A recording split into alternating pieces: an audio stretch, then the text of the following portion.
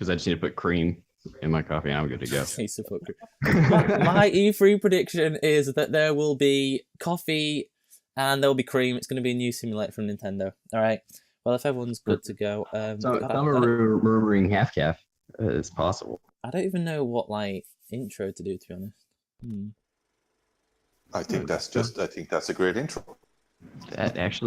That'll wake everybody up. To be fair, I'm pretty much recording like already, so I'll find what I can find and just get it going. Hey Nindie fans, what's going on? It is me, Tom here, and welcome to our first video on YouTube. We're going to be going with a bit of a trend because it's obviously E3 week coming up, and we are going to be going through a few of our E3 predictions. So today with me, I've got Fernando, Step, and Gerry, and we're just going to be talking about a few predictions that we've got because we're all very excited to see what is going to be going on with Nintendo next week. So who wants to start with a prediction? Anybody want to step up and get someone to shatter the ceiling? I've got a prediction. What is your prediction? What are you thinking? All right, this might be a little far out there, but we've got two games coming from Konami, and I'm almost positive that one of them's got to be Castlevania. Well, I mean, I think it will because they have seen the reaction to what was the one that just came out? Was it like Bloodstained? Yeah, with Bloodstained, and I'm guessing. Fernando had some things to say on that, but I'm thinking they want to, start a rivalry because Bloodstained was pretty solid, and it only seems right if they come back with, the series it was originally based on. Well, I mean, I just literally went onto the eShop about 10 minutes before we started recording, and it's #1, like in Europe, and it's #1 in America as well. So, I mean, I could see that happening with a kind of release date going on at the end of the year because they can evidently see that people want it. So, I mean, it's Konami though at the end of the day. You never really know what they're going to do, but I mean, it could happen. Honestly, like my opinion on this is I agree with Step. I think that because the rumor titles is one's a compilation and one's an action title. The compilation will be Castlevania, I think. Just if I'm mistaken, correct me if I'm wrong, but isn't the original developer of Castlevania or creator making Bloodstained? I wouldn't know, to be honest. I think I saw something about it being the same guy. I think it is, and I mean, after the whole Kojima drama that went on a year or so back, I could see Konami wanting to kind of combat Bloodstained and show up the original developer because, I mean, it's petty, but I could see Konami doing that. Well, what I'm hoping for is they got their big start on Nintendo. I'm hoping they're seeing the popularity of the Switch, and they're going to come back to it. So those are my hopes. I mean, I think what are you going to say, Gerry? Gerry's piping up. Yeah, I'm piping up. I'm having my say. I think this E3 for the Switch it'll be the, I won't say the make or break of the Switch, but it has the potential to really push the Switch out. I mean, you have Fortnite, which would be huge for the Switch, and considering the amount of extras that Nintendo could push into it, like you need costume gear towards a Nintendo character. You have possibility of 10 years since Fallout 3 came out, so we have Skyrim. There's a port of Doom, so I mean it's not beyond the realms of possibility that there might be Fallout 3, or even better, there might be Fallout New Vegas, which, in my opinion, is the best of all of them. I think we're going to see. I think we're going to see quite a lot of not like, because people like to like hate on ports, but I don't know. I think that the whole thing about the Switch and the fact that it is portable really kind of is like, it makes ports a lot different, because Doom Yeah, is a it does. game that I did pick up on the PS4, but with Mhm. something like a Fallout game, I didn't like Fallout 4, but am I more likely to try something like Fallout 3 if I can play it wherever I want and there's no restrictions? Yeah. Because talking about ports, one of mine that I am like convinced about, and I mean it seems pretty much confirmed to me, is the fact that Spyro is going to come over, and I Yeah. am waiting for Spyro to be announced for Switch purely because I want to be able to play that like on the go, because it's available. It's going to be available on PS4, but for me, the idea of a Spyro being a Switch game just seems so like perfect. And I mean, especially for the price, if they maintain the price, it's going to be a must-buy game for me. And I think that it's going to be announced in the direct, and I think it's going to launch alongside the other two, because I think it's such a massive game, really, that they're going to have to keep it alongside the other two. So that's what I'm thinking. And you're going to tap into that Completely whole agree. audience that didn't get the opportunity to play Spyro. Well, like I was a Nintendo head back in those days. I had a Nintendo 64. I never got to try Spyro. I wouldn't have cared to back then, and now I would be completely open to it. So that would be perfect. I mean, the portability aspect of the Switch is it gives another dimension to games like I go back to Fallout. I mean, you just you've got the option to, because I do a lot of traveling. So the thoughts of being able to bring my Switch with me and play Fallout. I wasn't a big fan of the most recent Fallout. I mean, it was good, but it's not what I like from these types of games. I mean, Fallout New Vegas, as I said, in my opinion, is the best. It's the pinnacle of the Fallout series so far. And to be able to play that remotely, or as I walk around, or as I sit in a train or a plane or whatever, that is the big point with the Switch. That is what they need to capitalize on, especially this year. And if they don't, it's a big lost opportunity. Yeah, I think they really. I mean, at the end of the day, I think we can all look and just recognize the fact that Nintendo is it's just a stroke of genius. Because to me, even when I look at games that have been ported from the Wii U to the Switch, I don't like the fact that the first half of this year has been quite heavy on them. But I think that the idea of, because something else that I really do think is going to happen, I think that Wind Waker and Twilight Princess are both going to come over to the Switch, and I basically think that because at the end of the day, it's not like playing it on just a next generation of Nintendo systems. You'll literally be able to play two great console Zelda games as a handheld, and I think that's why so many games like will get ported to it, because these are massive like AAA console games, which you're pulling them back a little bit to work on the Switch, and they're going to be a bit worse looking perhaps in handheld, but you're getting games that 5 years ago never would have been on a handheld fundamentally.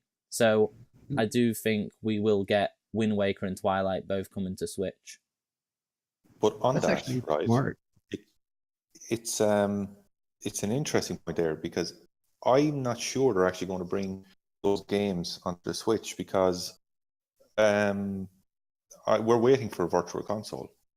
We're waiting for this to happen. But if we look at it, they're bringing out the classic consoles as physical items. I mean, the N64 Classic is, I think it has been revealed, or it is definitely going to be revealed. That would be in continuation of what they've been doing all along, and it's another revenue stream.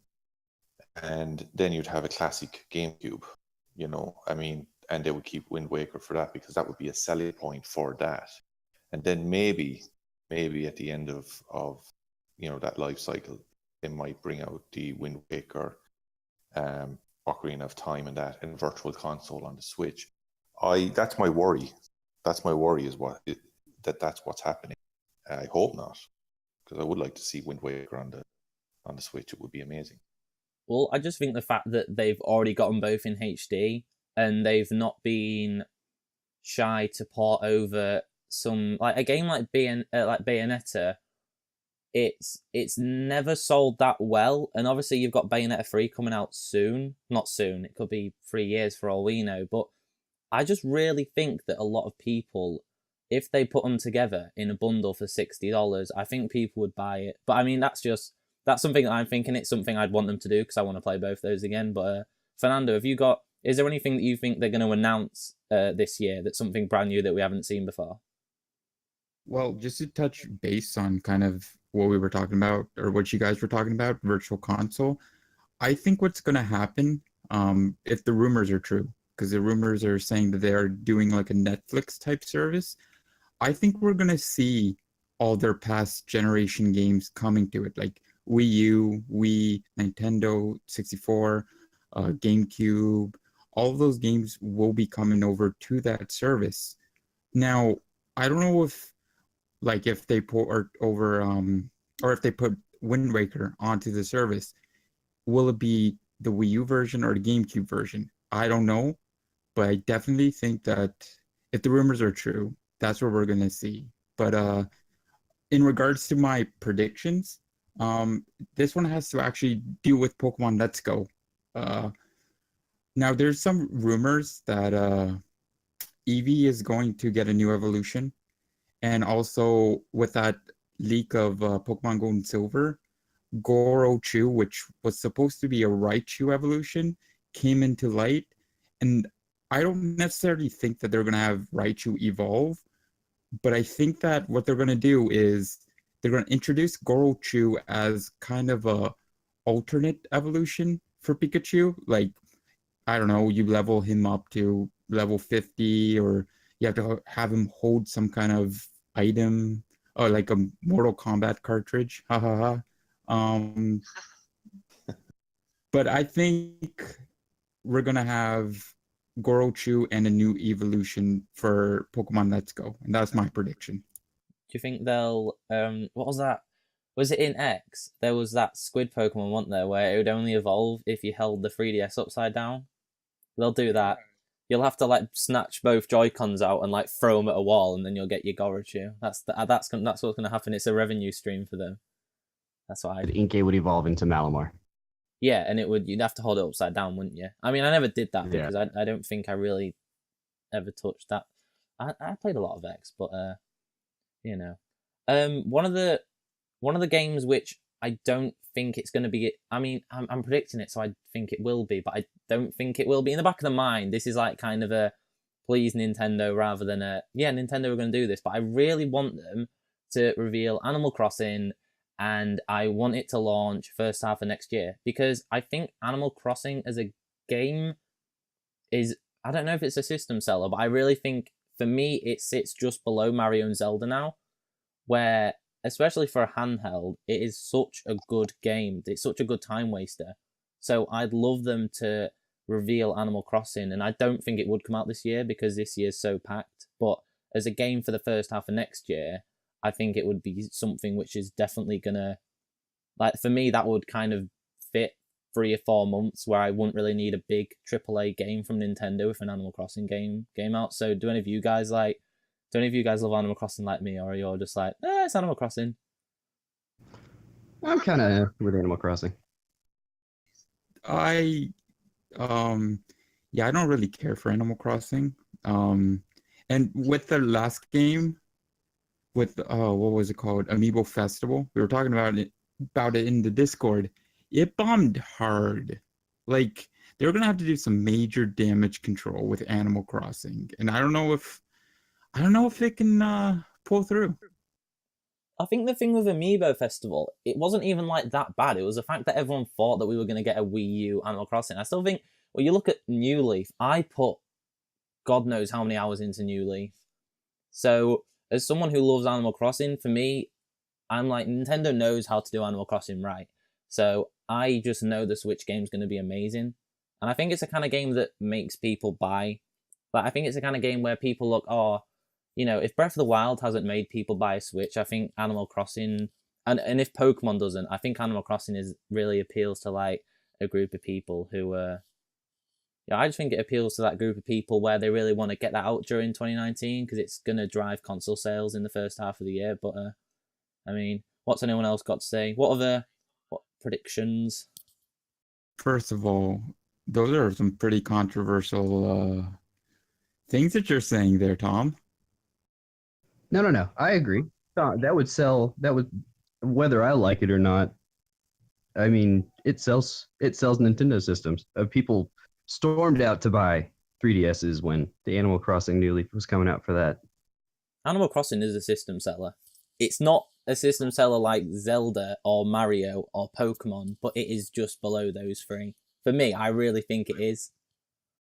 Really? Because when I worked at retail, when New Leaf, I worked at retail when New Leaf came out, and it did not sell consoles. Like, it did not sell 3DS systems while I was there. I can't speak on worldwide numbers because I didn't really look into that. But for my store in particular, it was just a game that went, and that was it. Well, I think you're wrong, so I don't care what you think. Animal Crossing is amazing, and it probably... I'll tell you what I'm going to do. You know what? While you're talking about something else, you guys go and talk about something. I'm going to figure out how many sales Animal Crossing 3DSs have, and I can guarantee that you will be surprised. So, someone talk about something while I find this. I sold a lot of them when I worked at GameStop. That was about the time I was there, and it was. I heard Animal Crossing existed. No, but Have you never played one? no, never. I mean, I'm a big Pokemon fan. I mean, especially on the Nintendo DS and that. I love playing Pokemon. I hated the long grass, but I love playing Pokemon. While Tom's looking up the numbers here, how about if we're talking about games that they could touch on that we need more information on? What's everybody think about the new Metroid Prime? You think we'll get any videos or anything on that? I think we'll get a teaser. I think we'll get a 30-second teaser. Maybe I don't know if it'll be gameplay. It depends. I think it depends because I'm assuming Metroid is going to be the 2019 Smash for this year, like that late end of year game. So I guess it depends whether Nintendo thinks that the hype is going to come more from seeing a trailer without gameplay or seeing a real small bit of gameplay. But it's not going to be here's a massive 2-minute trailer, because there's no need for them to do it. Because if you look at the rest of this year, why would they do it? They're just taking the hype away from other games. I was just gonna say, I don't see them showing Metroid Prime 4 too much. If anything, I could see them, and I said this on the podcast that we did, a Metroid Prime trilogy to kind of catch up everyone that hasn't played the series. Like, I know for me, I haven't played any of them because I live under a rock, apparently. So it'd be nice to have that given to us, because we already seen Nintendo's not shy from releasing ports. We saw it with Bayonetta 1 when they brought it over to the Wii U and now over to the Switch for anyone who missed it on that system. So I could see a Metroid Prime trilogy. Would you... Because I agree. Do you think it's going to come out this year to maybe take up... I'm trying to think. Pokemon's November. Do you think it's a kind of thing they might release October to kind of give people arguably a break? Or do you think it's a 2019 kind of thing? It's hard to pin down. Okay, so Metroid Prime 4, I firmly believe that's going to be a fall 2019 title. So if I had to say, yeah, I would say October, because Nintendo hasn't been shy with releasing one big game a month. And I don't believe we have any big games coming in October unless they reveal Fire Emblem at E3 for an October release. Please. Or August. Give it to me in August, actually. I'm going to be greedy. Oh, yeah. So, Jer, did you want to say anything? My take on the whole Metroid Prime 4, I reckon, knowing Nintendo, they will give a tease. Okay, I think it's going to be Samus standing there, and then you're just going to get the Metroid Prime 4 logo and the title. I think that's what you're going to get. That's an ultimate. That's not a teaser. That's like an ultimate teaser. Like, God, imagine exactly. that. It just like shows a That's helmet and then it goes to dark. Yeah, like looking at the arm weapon or something like that. I mean, that's what they're going to do, and that's all they need to do. And that will get the biggest cheers in the auditorium. But thinking on it, what if they did that? Because I think Fernando's right. That actually would be really smart. What if they went for a release next year around the same time as the new Pokemon game? Imagine what that would do for sales of the system, releasing the newest Metroid Prime and Pokemon right next to each other. Well, if you look, if they do something like this year, so you're gonna have Smash September, Pokemon November, next year Metroid Prime 4 September, Pokemon November. I don't know, like you look at a company who through the Wii U went 6 months a time without releasing a major first party game. I don't know where all these games have come from. It's amazing. Like we're looking a year from now. Yeah, they have, and it's amazing as a Nintendo fan to recognize that.